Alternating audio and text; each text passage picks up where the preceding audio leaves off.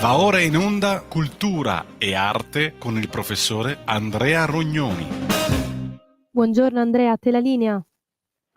Grazie Sveva, oggi inevitabilmente, anche se in chiave più culturale, storico-culturale e di riflessione a sfondo spirituale, inevitabilmente non possiamo che parlare del Massimo Pontefice, il Santo Padre venuto meno qualche giorno fa e di cui oggi, proprio in questo momento, stanno concludendosi i funerali che, come sapete, insomma, hanno avuto una versione più sobria di quelli ufficiali per altri papi, ma ovviamente questo è solo un dettaglio e noi abbiamo l'onore oggi di avere con noi uno scrittore così sensibile, così versato anche nel campo della storia religiosa, tra mille altri argomenti, vero, come Paolo Gulisano. Eccoci qua, Paolo. Ciao Andrea, Pronto? buona giornata. Eccoci. A tutti i nostri ascoltatori. Sì, giornata luminosa, devo dire, qui almeno al nord. Noi siamo nel giro di 35-40 chilometri tra Lecco e Monza, ma penso che tutto il nord stia almeno anche Roma, a quanto pare dalle immagini del funerale, che stia beneficiando di questo clima particolarmente mite. Bene, allora a te l'onere e l'onore, Paolo, di parlare un po', cercare un po' di mettere a fuoco la figura appena transeunte, appena passata a miglior vita. Noi siamo di fronte a uno dei pontefici della generazione, come si dice, post-conciliare, che ha visto già una cinquina di personaggi, qualcuno diciamo dalla carriera, bruttissima parola, anche molto breve come Papa Luciani, i famosi 33 giorni, ma poi altri ben più di lunga durata.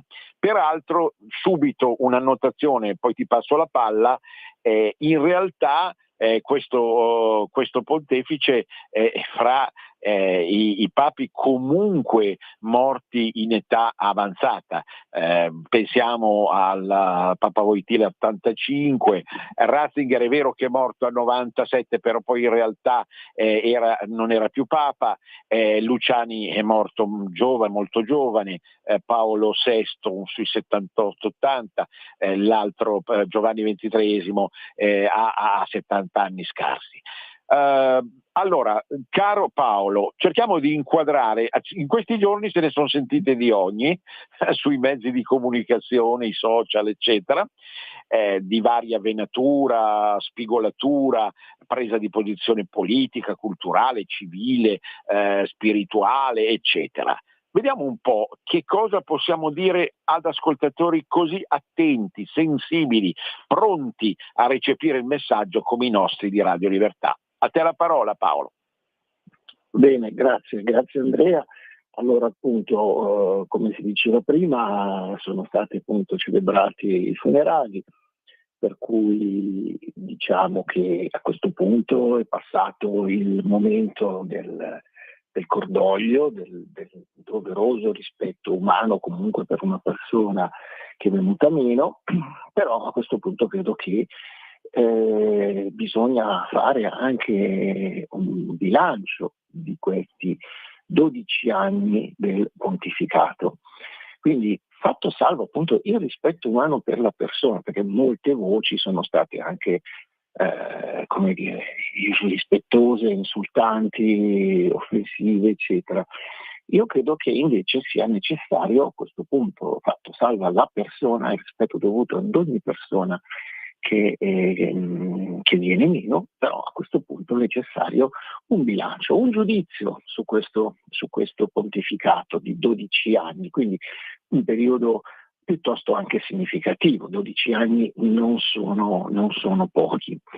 In questi giorni i media mainstream si sono lanciati in celebrazioni, appunto c'è stata qualche voce appunto critica, ma per lo più i media ufficiali, i giornaloni come il Corrierone, la Repubblica, eccetera, hanno proprio celebrato in maniera osannante, direi, e qualcuno addirittura si è lanciato in una richiesta di canonizzazione Mm. santo subito. Ho visto anche proprio delle copertine di settimanali proprio con questa perentoria richiesta, come ai tempi di Giovanni Paolo II. Ora, invece, io credo che appunto sia necessario riflettere con pacatezza e con, diciamo così, anche alla luce dei fatti di quello che è stato il pontificato, in generale anche la vita di Jorge Mario Bergoglio, per molti anni appunto responsabile dei Gesuiti in Argentina, poi arcivescovo di Buenos Aires, e quindi nell'ultima parte della sua vita vescovo di Roma. Allora, tutta un'altra cosa rispetto alla santità di persone note che appunto di cui la Chiesa ha riconosciuto le virtù eroiche. Un normale vescovo, mentre era a Buenos Aires, e come Papa, appunto un Papa che ha goduto dell'appoggio totale dei media, incondizionato. Attenzione, noi venivamo invece in precedenza da anni di attacchi ferocissimi contro il pontificato, sia di Giovanni Paolo II, sia anche di Benedetto XVI, che si dimise proprio perché praticamente messo in condizioni di non poter esercitare il suo magistero petrino. Quindi veramente, forse oggi abbiamo la memoria corta, ma non dimentichiamoci, veramente gli chiudevano le porte anche quando doveva andare a parlare all'università, alla Sapienza, lui che era stato appunto un brillante professore universitario, quindi c'erano state sommovimenti proprio per impedire che andasse addirittura a parlare. Quindi anche qua i sostenitori del dialogo, del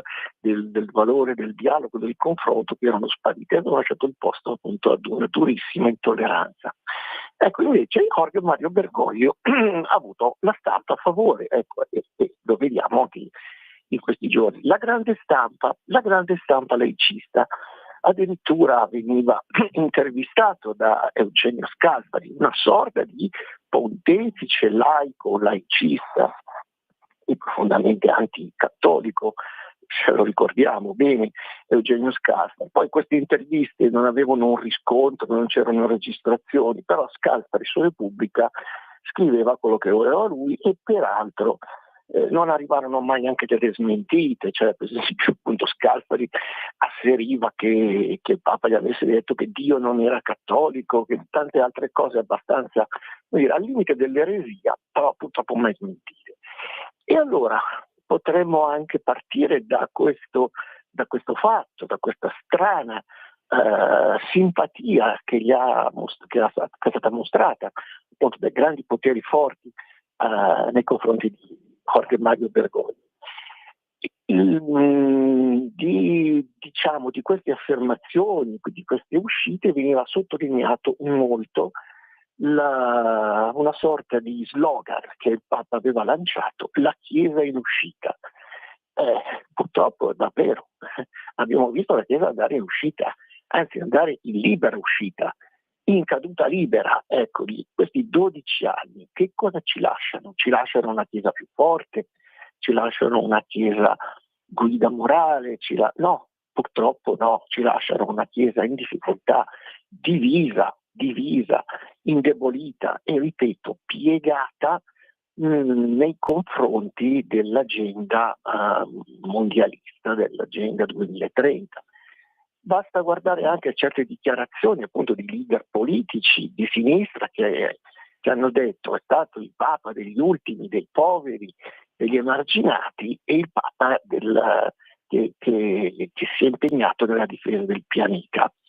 Allora, il ruolo del Papa non è esattamente quello della difesa del pianeta, ma anche qui, a partire da alcuni documenti, l'enciclica famosa Laudato Si sull'ecologia, Jorge Mario Bergoglio ha dato proprio questa impressione di essere il pontefice proprio dell'Agenda 2030, l'ecologismo, Greta Thunberg, eccetera.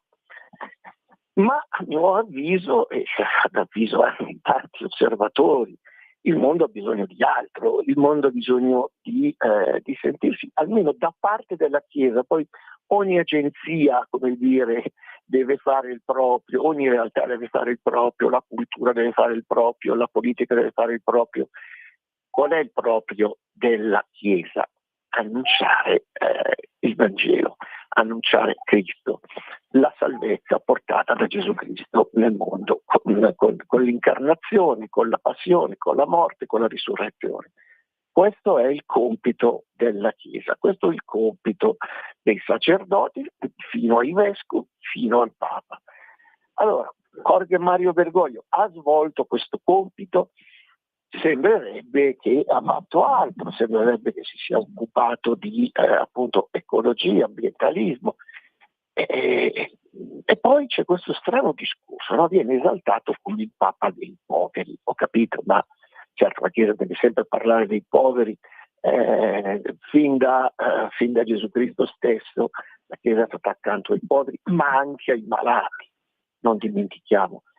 In questo caso io mi permetto di fare un appunto alle azioni, appunto non all'uomo ma alle azioni di Papa Francesco, perché appunto si parlava di poveri, ma nel concreto poi andava anche, come dire, sappiamo bene che è intervenuto a Davos, che è intervenuto, che ha accolto anche, come dire, indicazioni e ha fatto sue battaglie di questi ambienti particolari, che non mi sembra che si segnalino molto per l'aiuto ai poveri.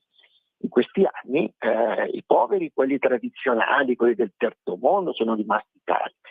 In compenso, purtroppo, qui nel paese che ha ospitato l'argentino Jorge Mario Bergoglio, l'Italia e anche l'Europa, la classe media si è continuamente, progressivamente indebolita. Mentre appunto anche così sono nati anche i nuovi poveri, le nuove povertà, compreso le persone malate. Ecco, io anche da medico faccio questo appunto al pontificato. Durante la pandemia sappiamo benissimo che la Chiesa si era completamente appiattita sulla narrazione ufficiale, quindi aveva obbedito ciecamente, quasi fosse diventata una sorta di chiesa di Stato come la Chiesa anglicana, aveva obbedito ciecamente alle direttive ministeriali e quant'altro, e quindi aveva accettato il lockdown, aveva addirittura chiuso le chiese e aveva anche ritirato i sacerdoti dagli ospedali, e quindi là dove c'era proprio invece maggior bisogno di stare accanto ai malati, di stare accanto ai morenti. Tante persone sono morte così, senza ricevere gli ultimi sacramenti. Peraltro una voce che gira in questi giorni è che appunto il Papa abbia rifiutato prima di morire, anche compreso il periodo del ricovero al Gemelli, abbia rifiutato gli ultimi sacramenti, l'estremunzione. Questa è una cosa che andrà attentamente vagliata e giudicata, perché è una cosa piuttosto grave. Come dire, i sacramenti, compreso l'estremunzione, l'odio degli infermi, come viene chiamato oggi, è grave questa cosa qui. Per cui ecco, il periodo pandemico, poi l'avere sposato come dire, la tesi di un farmaco quasi idolatrato, perché appunto il Papa definì il vaccino un atto d'amore, cosa che, come dire, suona quantomeno eterodossa. Fare un atto medico, cioè un conto donare il sangue, un conto è sottoporsi a un farmaco sperimentale, che lui aveva anche definito luce e speranza. Insomma, luce e speranza sono attributi di nostro Signore, non proprio di un prodotto chimico farmacologico. Quindi quello che ci lascia Jorge Mario Bergoglio è una Chiesa fluida. Appunto, lui aveva detto la Chiesa in uscita, sì, ma in uscita, ma semmai Sì, dimmi Andrea.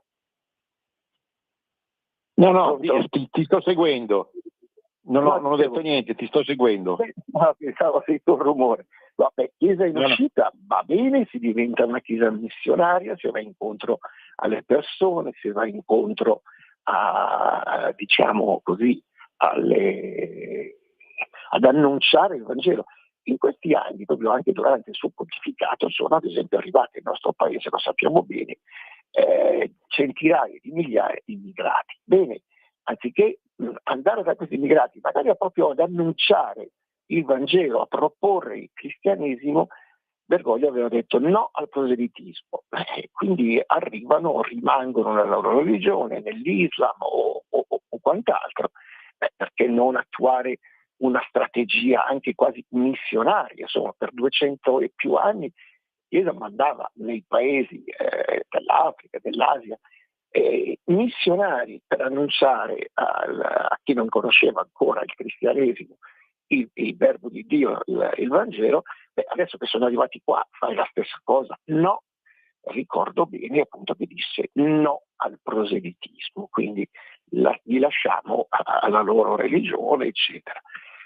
Quantomeno allora, senza imporre niente a nessuno, però almeno si poteva proporre il cristianesimo, farlo vedere, dire che tra l'altro il cristianesimo è alla radice della nostra civiltà. Guardandosi in giro io provo a pensare a un immigrato che arriva dall'Africa, dall'Asia, si guarda intorno e vede le chiese, vede i campanili, e se nessuno spiega a queste persone che cos'è, che cosa sono, che storia c'è dietro, 2000 anni di civiltà, ecco, anche i bambini, come dire, figli degli immigrati che vanno a scuola, se c'è ancora qualcuno che gli parla di Dante, non capiranno se non viene in qualche modo proposto il cristianesimo. Vabbè, quindi chiesa in uscita, però appunto chiesa sempre più fragile. Per cui il bilancio del pontificato di Jorge Mario Bergoglio non può essere un bilancio positivo, ci lascia una chiesa anche smarrita dottrinalmente.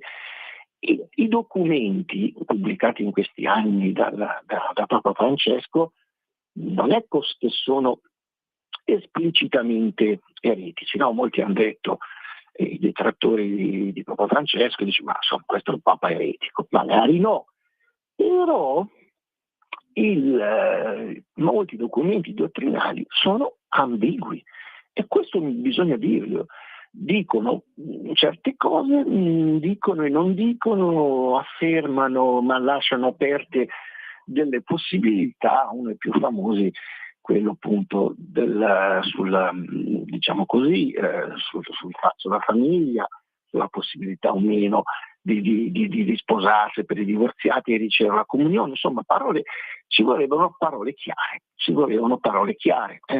E invece le parole pronunciate, scritte in questi anni dal pontefice, sono state appunto quantomeno ambigue, lasciando possibilità di diverse interpretazioni. E quindi a questo punto la Chiesa, che diventa appunto anche nella volontà del defunto Papa una Chiesa sinodale, cioè fondata sui sinodi, fondata su questo, potremmo dire, assemblearismo di vescovi, eccetera, teologi, ognuno dice la sua, va bene tutto, alla fine può andare bene tutto. Poi aggiungo ancora, non so poi quando c'è da fare la pausa, fatemelo presente, strane amicizie, strane amicizie, oggi anche rivendicate con orgoglio del defunto pontefice, tra cui quella con Emma Bonino. Emma Bonino ha dichiarato, tanto ormai non può smentirla nessuno, che prima di morire gli aveva detto porta avanti le nostre battaglie.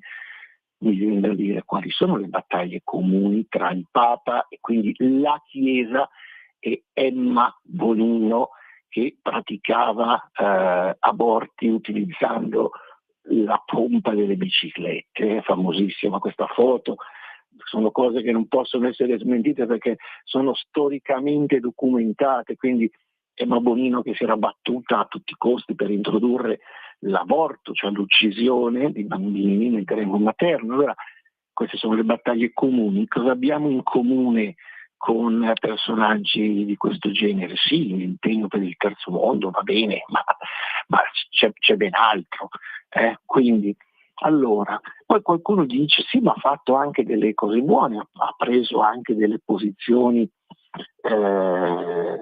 coraggiose, per esempio appunto ha parlato ha cercato di fermare la guerra Russia-Ucraina e anche in Palestina, va bene, anzi questo gli è valso l'attacco degli ambienti sionisti più estremisti, va bene, però è chiaro che in una strategia, e non si può dire che Papa Bergoglio non fosse anche uno stratega, non avesse un disegno su cui si muoveva. E in questa strategia non si possono dire solo cose sorprendenti, controcorrente, ma nel senso di andare invece seguendo la corrente del mondo, delle ideologie del mondo, eccetera. Non è che potesse soltanto, come dire, apertamente smantellare la dottrina cristiana di sempre, doveva anche dire delle cose che potevano piacere anche ai conservatori, e qui ripeto, i cattolici conservatori però dovrebbero, come dire, non soltanto ricordare le cose positive, ma tenere conto di tutto il disegno. Certo, qualche volta aveva condannato appunto l'aborto, qualche volta aveva condannato il gender fluid, però c'è tutto il contesto complessivo, per cui 3 passi avanti e magari uno indietro. Ecco, questo era quello che faceva. Però la spinta che ha dato alla Chiesa è stata proprio in senso progressista, ma nel senso di mettersi sulla stessa lunghezza d'onda del mondo, quindi di far coincidere l'agenda ecclesiale, l'agenda di impegno della Chiesa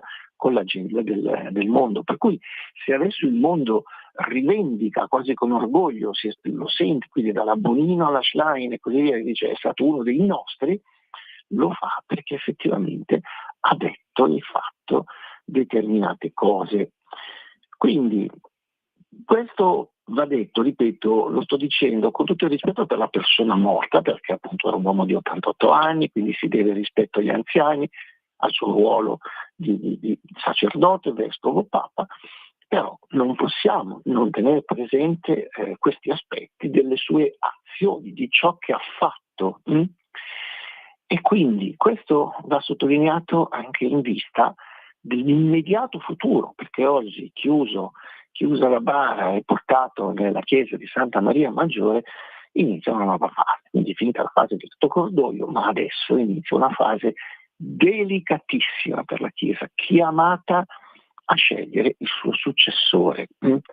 E la Chiesa ancora oggi, anche se appunto tutta la visione teologica progressista spinge verso la collegialità, la sinodalità, eccetera, eccetera, però il Papa è sempre il Papa, fino a quando appunto non verrà cambiato, magari snaturato il suo ruolo, ma il Papa è il Papa ed è un punto di riferimento importante, è quello che dice il Papa, ovviamente è un punto di riferimento ineludibile per tutta la cattolicità. Già l'altro giorno il cardinale Müller, che è un cardinale tedesco, che è stato, come dire, era stato valorizzato, lanciato, posto in un ruolo importante nel governo della Chiesa da Benedetto XVI e poi allontanato appunto da Papa Francesco, perché anche qua vogliamo parlare di tante figure appunto che non piacevano al Papa perché erano conservatori, perché erano tradizionalisti, allontanati dal cardinale Burke a questo cardinale Müller, fino ad arrivare anche a vescovi come il vescovo americano Strickland, un vescovo appunto anti-abortista, un vescovo sulle politiche vacciniste, che venne appunto licenziato da Bergoglio. Bene, quindi alla luce anche di questi fatti dobbiamo sperare in un Papa diverso. Questo è il mio auspicio. C'è l'intervallo, Paolo. Un attimo, break. In quanti ti promettono trasparenza, ma alla fine ti ritrovi sempre con la bocca chiusa e non puoi dire quello che pensi. Radio Libertà non ha filtri né censure, ascolta la gente e parla come la gente.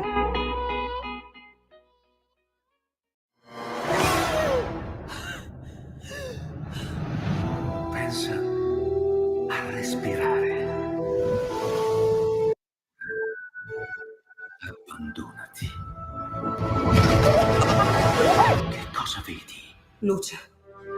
Oscurità. L'equilibrio. È tanto più grande. È stato un risveglio. Hai sentito? Conosco una sola verità.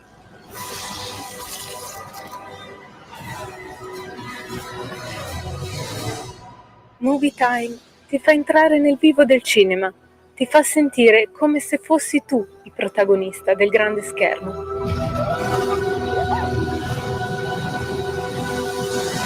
Ogni sabato dalle ore 16. La tua radio è ascoltabile anche con la televisione in digitale. Sul telecomando della televisione digitale o del tuo ricevitore digitale puoi scegliere se vedere la TV o ascoltare la radio. Risintonizza i canali radio e troverai anche Radio Libertà, canale 252.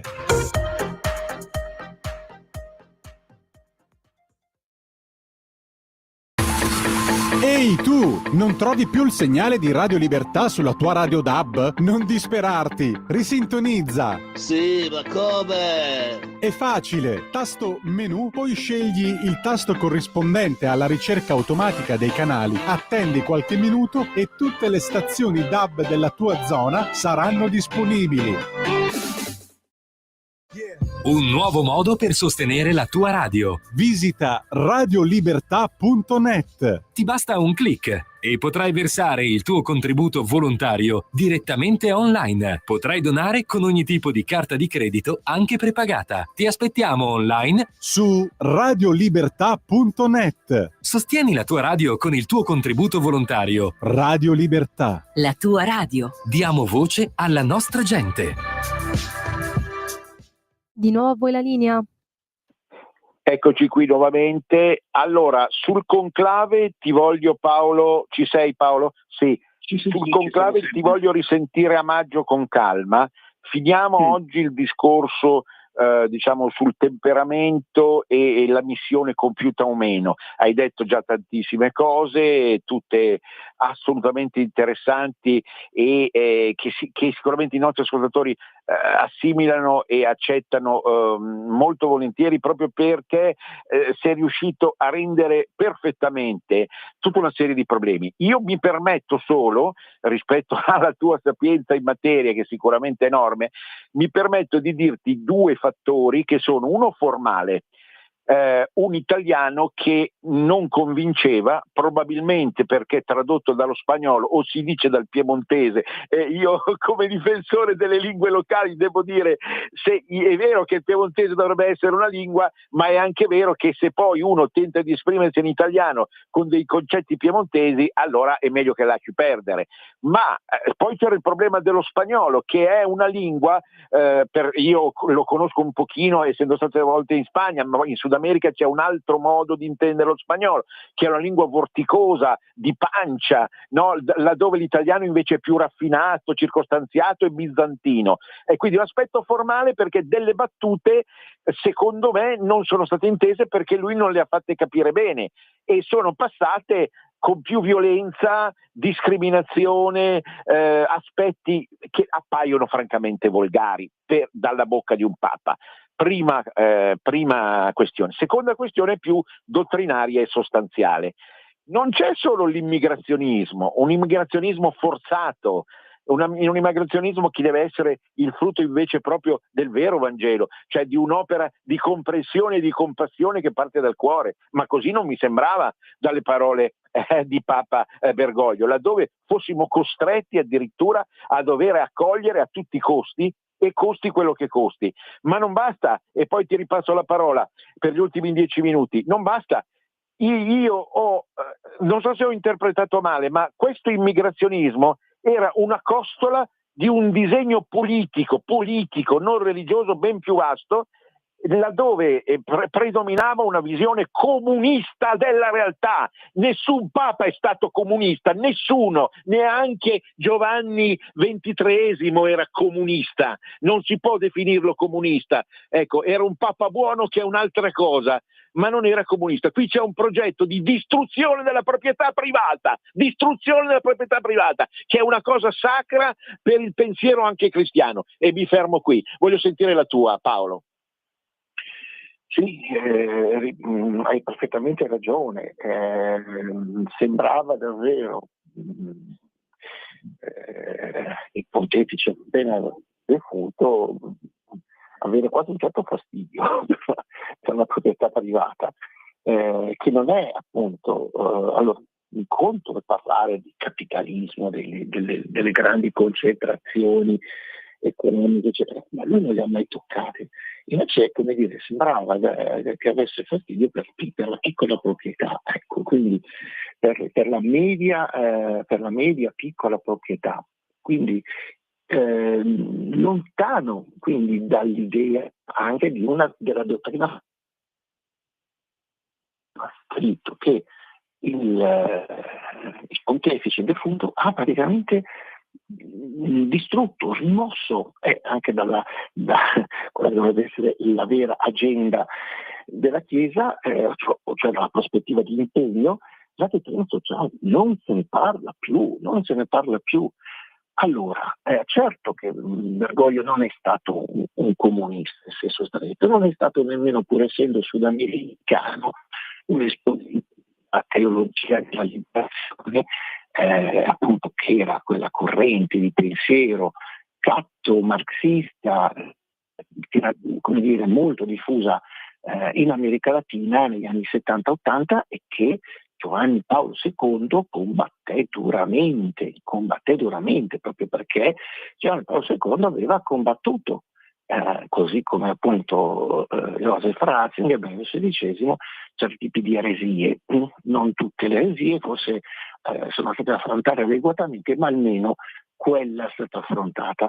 Ma Bergoglio era, potremmo dire, anche se ovviamente farà arrabbiare la sinistra, Papa Bergoglio è stato un populista.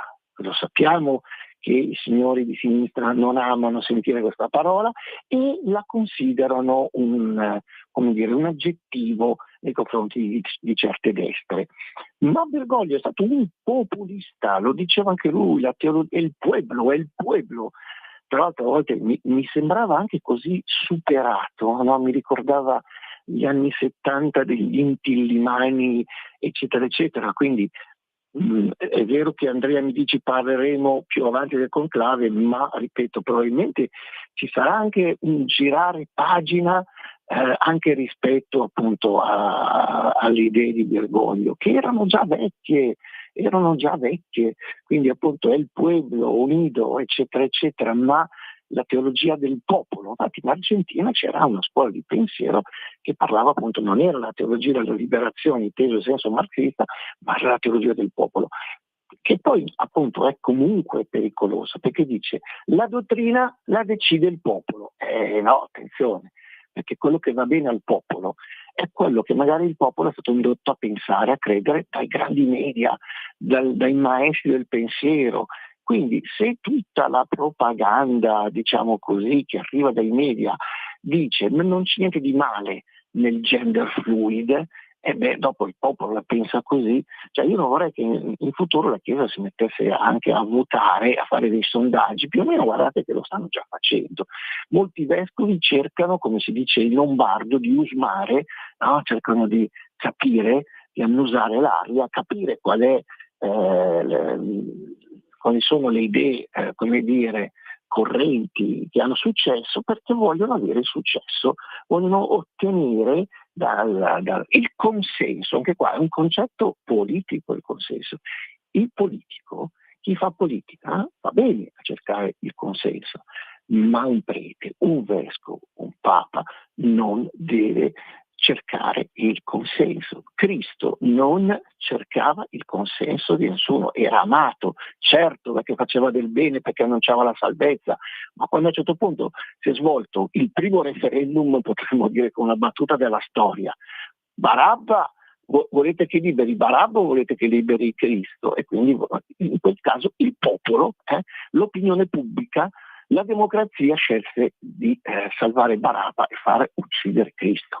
Quindi allora il metodo della Chiesa non può essere il metodo assembleare pseudo-democratico basato appunto sul consenso.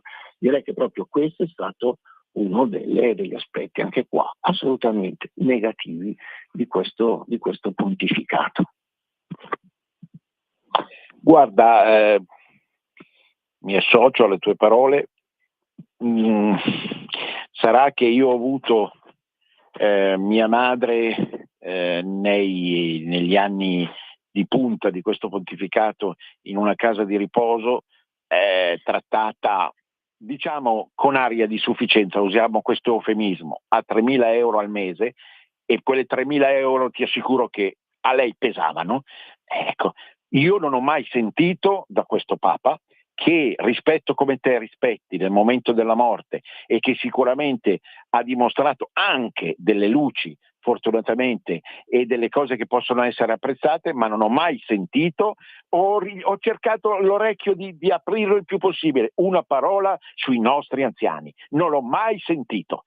Allora, esatto. Non mi sembra che nel Vangelo, scusa Paolo, ci sia scritto che dobbiamo accogliere tutte le persone che vengono dal mondo non interessandoci del destino dei nostri anziani, che hanno quei soldi che sono stati costretti a spendere nelle case di riposo per riuscire a sopravvivere o mantenendo una badante, ecco, li hanno sudati a fatica con magari anche come figli di emigrati nostri in alcuni casi. In ogni caso ne hanno sudati a fatica con forza e depressione. In questo senso io dico, lui non ha capito l'Italia. Un'Italia è una Padania, un'Italia da cui veniva come lontani antenati, ma non l'ha capita Bergoglio, non ha capito il senso ultimo della nostra scommessa con l'amore, con la vita, col rapporto della famiglia tra padri e figli. Questa è la realtà dei fatti e mi fermo qui. Certo, grazie Andrea anche per aver ricordato anche questo aspetto. Anche questa è una cosa contraddittoria.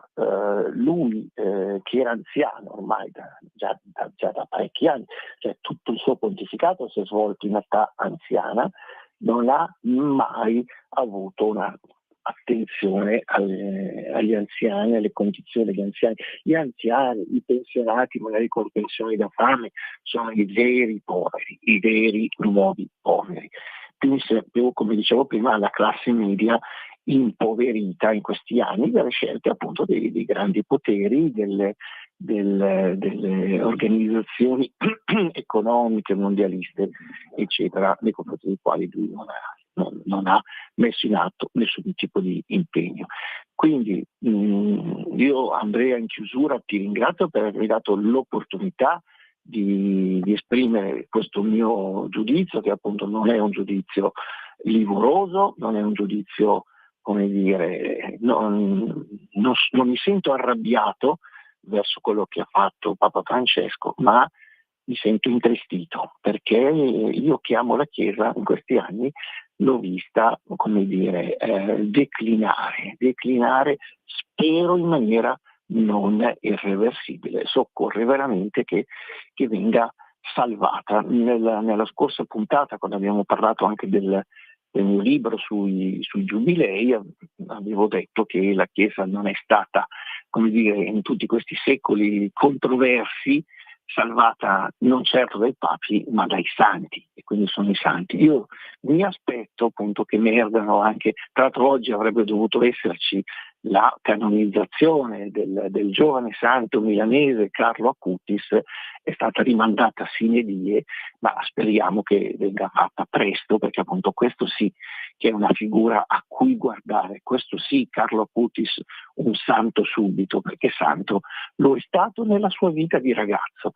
Quindi con questo auspicio e con questa speranza io non sono pessimista, nonostante appunto non si possa non prendere atto della pesante crisi della Chiesa, però io spero sempre nello Spirito Santo e magari anche nei santi, i santi quotidiani, i santi concreti. Chissà quante persone hanno camminato accanto a Carlo Acutis, i compagni di classe, sui metro, sui bus di Milano, quindi magari i santi sono anche accanto a noi, sono i santi della porta accanto, e questo sì che potrà, come dire, salvare la Chiesa, non magari i papi che cercano il compromesso con il mondo. Ti ringrazio dell'ospitalità, Andrea, e ci risentiamo presto.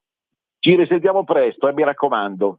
Grazie veramente, penso che abbiamo offerto un servizio che magari non in tutti i 45 minuti per colpa mia è stato pacatissimo. Tu come al solito sei di un autocontrollo, di un'eleganza unica al mondo, Paolo, unica al mondo secondo me, e mi perdoni Dio di questo sfogo, ma quando si sente il cuore battere per una madre e non la si vede rispettata, allora veramente scatta un certo meccanismo. Grazie ancora, a risentirci Paolo. A presto.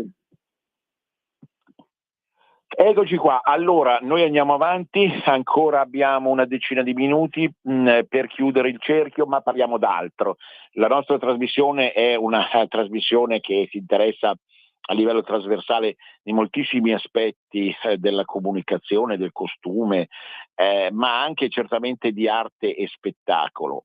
Per quanto riguarda lo spettacolo c'è un compleanno importante che è stato Milena Vukotic, la grandissima attrice di origine slava, che però insomma italianissima poi sia nell'uso della lingua che nella interpretazione di alcuni personaggi, come tutti sanno appunto la moglie di Fantozzi in alcuni film e la moglie di Lino Banfi nel Medico in Famiglia, ma poi tantissime opere teatrali. Milena Vukotic ha compiuto 90 anni e devo dire da 60-65 sulla breccia e non molla. Ha rilasciato recentemente in un'intervista l'idea di dover fare un film con altri grandi registi per dimostrare appunto che diciamo così le nostre genti anche in età avanzata sono all'apice della forma. Ogni riferimento è puramente casuale a quanto detto prima. E invece volevo parlarvi di qualcuno che diciamo continua un po' la maledizione di questa primavera, da VIP malati, due personaggi, uno nostranissimo di Parma che è Platinette. Platinette è malato, lo si vede in alcuni video all'ospedale, sta soffrendo, sta vivendo alcune esperienze mi sembra legate all'apparato cardiocircolatorio, così che lo affaticano, e naturalmente gli auguriamo pronta guarigione, sempre all'insegna di una visione che diciamo guarda con rispetto o ammirazione a seconda dei gusti tutti quelli che hanno vissuto quest'epoca certamente travagliata. L'attore en travesti è una tradizione lunga, è passato attraverso Poli e altri, non si discute la possibilità ovviamente del travestimento o della diciamo così della trasmutazione scenica e non reale da uomo a donna.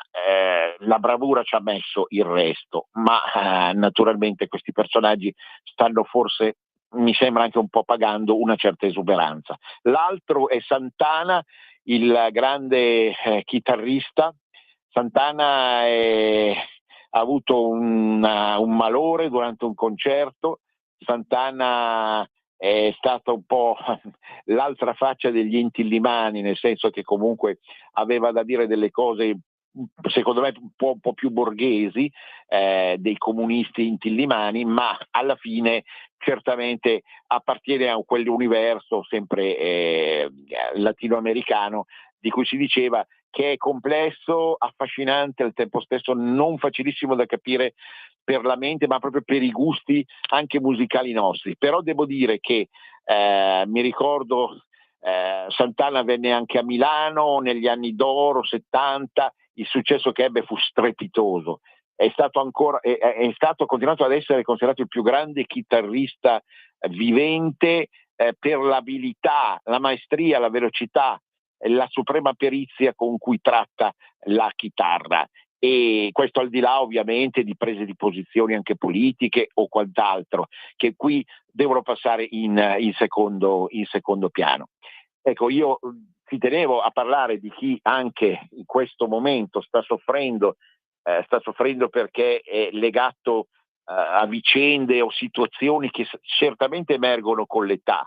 Stiamo parlando di persone che hanno superato i 65, 70 e che evidentemente risentono di uno stress che è stato tremendo nel mondo appunto delle manifestazioni artistiche spettacolari, e se da una parte abbiamo una Vocotici in pieno splendore anche fisico, dall'altra i maschi, abbiamo visto Sgarbi, abbiamo visto Guzzanti, abbiamo visto Moretti.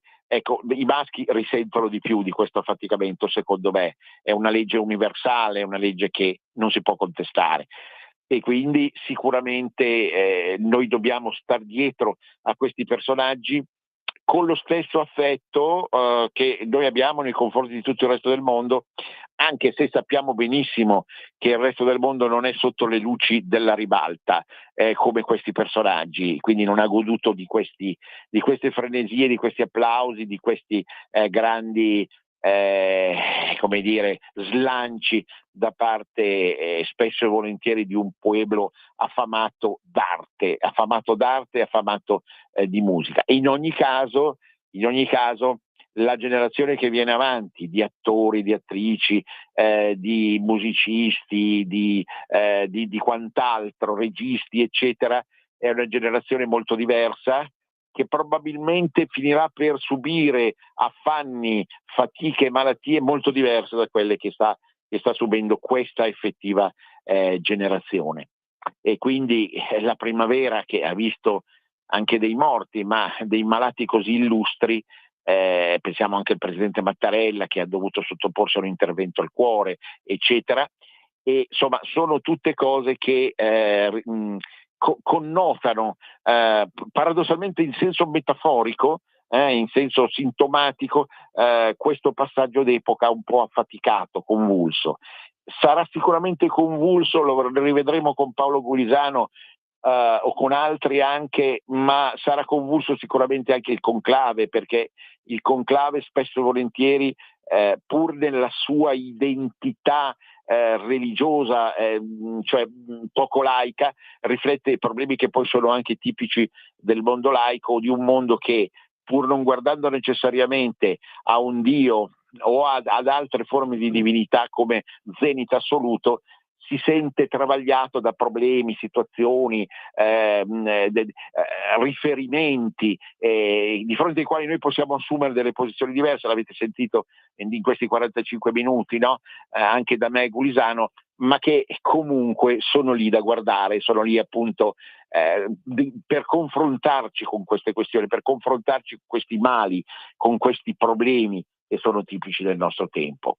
Ecco, io a questo punto vale il silenzio comunque di fronte ai funerali che sono finiti del Papa, il silenzio di fronte all'Eterno. Ci sono delle poesie di Lalla Romano, che secondo me è la più grande poetessa italofona mai vissuta, che parlano proprio della vittoria del silenzio rispetto a tutto questo blaterare continuo, no? Che ci affanna in ogni momento e in ogni istante. Il silenzio è eterno, il silenzio stesso in qualche modo è la manifestazione di Dio. E col silenzio e nel silenzio, ricorderete anche la famosa canzone di Nini Rosso, ecco, noi in qualche modo recuperiamo quell'equilibrio rispetto a tutti questi affanni che ci stanno travagliando. Un grande abbraccio a tutti, Venezia risorga Venezia per sempre, a risentire.